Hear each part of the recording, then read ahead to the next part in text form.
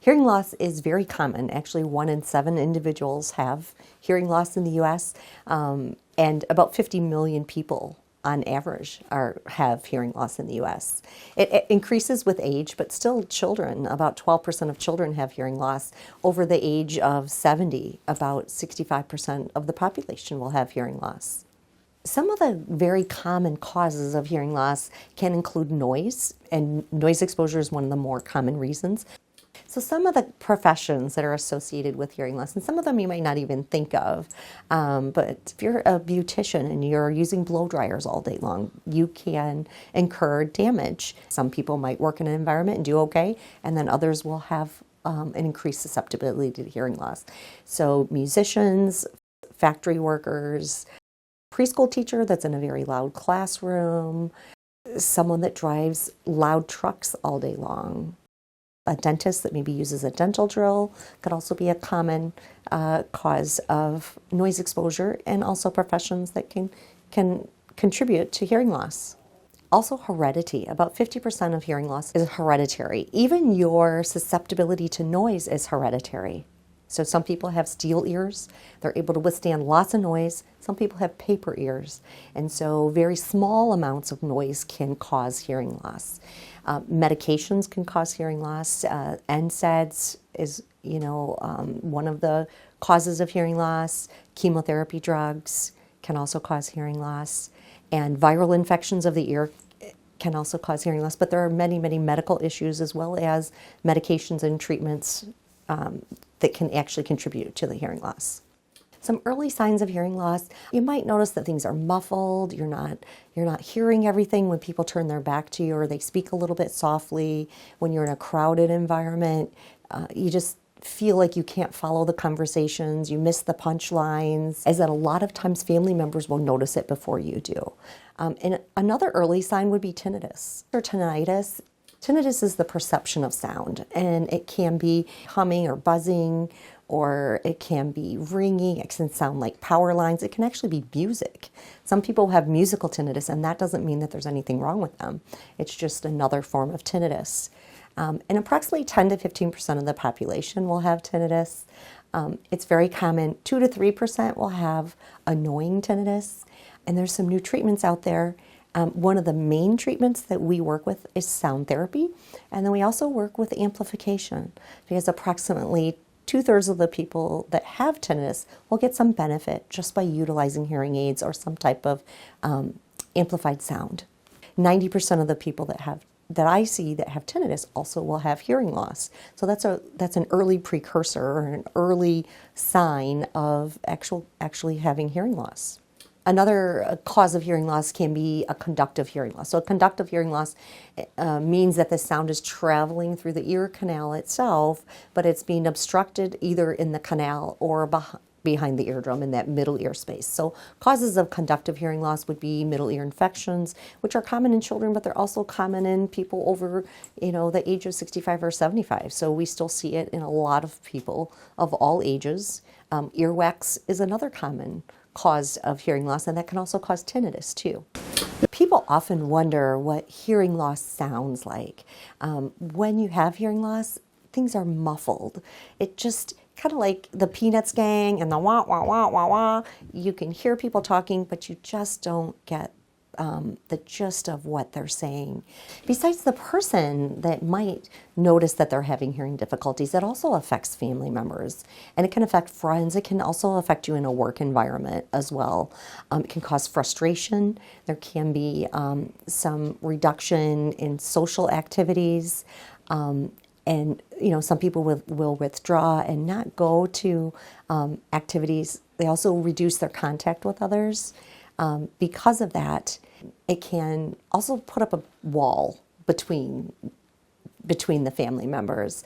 Sometimes too, you'll find that the roles have changed. Like the one family member might have to be the interpreter and feel like everything's on them. When they get into a social setting, they're the one that has to take the responsibility or bear the brunt of making sure everything's understandable when they're at a doctor's appointment. It can increase tension. Also within a marriage or within a friendship. So many ways that it can affect affect families and the communication overall. There are many health issues that are associated with hearing loss. Diabetes is one of them. Hypertension or high blood pressure is a very common. There are also other things that are associated with hearing loss, such as anxiety and depression. There are some quality of life issues that are associated with untreated hearing loss that are actually better once we treat hearing loss. You're more likely to fall. Even with a mild hearing loss, you're 3 times more likely to fall. And so there are many, many issues that can together affect your global overall health. When we hear, that information goes from that cochlea up to the brain, and you're stimulating that auditory pathway from the ears to the brain. And if your brain doesn't receive that information, it starts to lose its ability to process and understand. So one of the significant effects is we're seeing more brain shrinkage, reorganization of the brain, and that relates to a couple things. You're more isolated when you have hearing loss. People withdraw. Another thing is that overloads the brain. So you're not using the hearing centers anymore. You're using other parts of the brain, which overloads the brain. And then the third thing is the brain shrinks. So it's really important and critical to treat the hearing loss. And so some steps that people can take to prevent hearing loss. Number 1 would be to utilize hearing protection whenever you're exposed to loud noise. And you can also, if you're listening to headphones, you want to use the 60-60 rule. So you really don't want to turn the volume up more than 60% and listen for 60 minutes a day. Other people shouldn't be able to hear a lot of noise when you're wearing a headset. It's important too to ask your physician if you're taking medications that have a risk factor for hearing loss, just to make sure that you're aware of that. And then good overall health too is also important. So, limiting your smoking. Smoking can also contribute to hearing loss too. That's a risk factor. But exercise, anything that's good for your overall health is good for your hearing. One of the first steps you should take when you decide it's time to get a baseline hearing test and you want to have an assessment to evaluate if you're hearing well, or do you have a little bit of a hearing difficulty, is to contact a doctor of audiology, contact a reputable clinic. Sometimes it's interesting to just talk to friends in the area, and they often know who's really good. You can also look at Google reviews, but I would contact a clinic, and you can also check with your physician. Physicians are great resources to be able to direct you in the right direction. Set up a hearing assessment, which is your baseline. In a baseline assessment, they will test your hearing in quiet, they'll test your hearing in noise, and they test your hearing with tones. I've had people come to me and say, someone tested my hearing and they just read a bunch of words.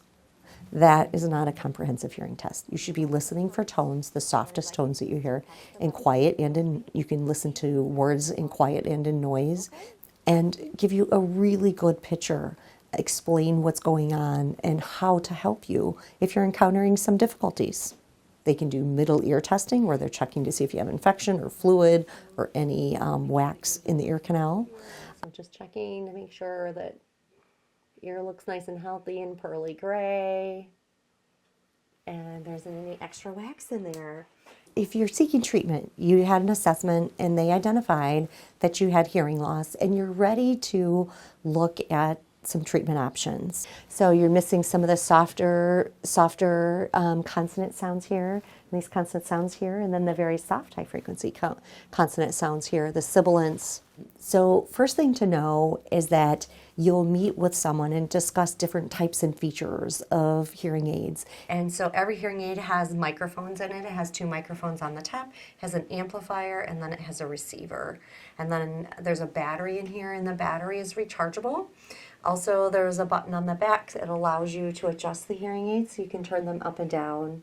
It's important that they look at your dexterity, your cognition, that they explain different types and features of hearing aids. And it's really helpful to have a family member present because it's a big decision, it's an investment, and family should be involved in that decision-making process. And you want to figure out what's going to work best for your lifestyle. And so they'll use real ear measures. Real ear measures is a tool that they use to customize the process for your own individual ears. Everything done with a computer is based on average values, and real ear measures really fine-tune things so you get the very, very best result. The way to get the most out of your hearing aids is first to have regular checkups. Hearing aids are susceptible to wax and moisture issues, and when you don't get regular checkups, you don't always know when they're working well and when they're not working well. So a good clinic will put them through a test box. They'll measure them. About actually 2 to 5% of clinics regularly measure the electronics in the hearing aids. And I think it's very, very important. So you should keep them in a dry place, utilize them daily, making sure you wear them all day because that's good for brain function. We found that the hearing aids will stimulate the brain and increase the synapses in the brain. And without them, you're more likely for the brain to shrink. Keep them clean and ensure that you're able to put them in, take them out, and utilize your apps to be able to adjust them in different situations and get the most out of them in all of those situations. One final thought about hearing loss is, although hearing loss can be frustrating and it can cause some challenges with relationships and life, we also know that treating hearing loss can improve your quality of life significantly, can improve your mobility, you're less likely to fall, can improve your cognition, it can help with anxiety and depression. There's so many advantages of treating the hearing loss and making your life better and feeling more connected and feeling less tired by the end of the day. So your life is better overall.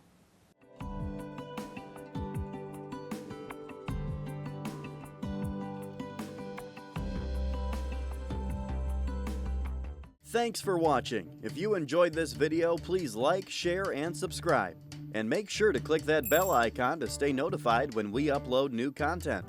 Videos like this are only possible because of viewers like you. To help support this channel, click on the link in the description below. We'll see you next time.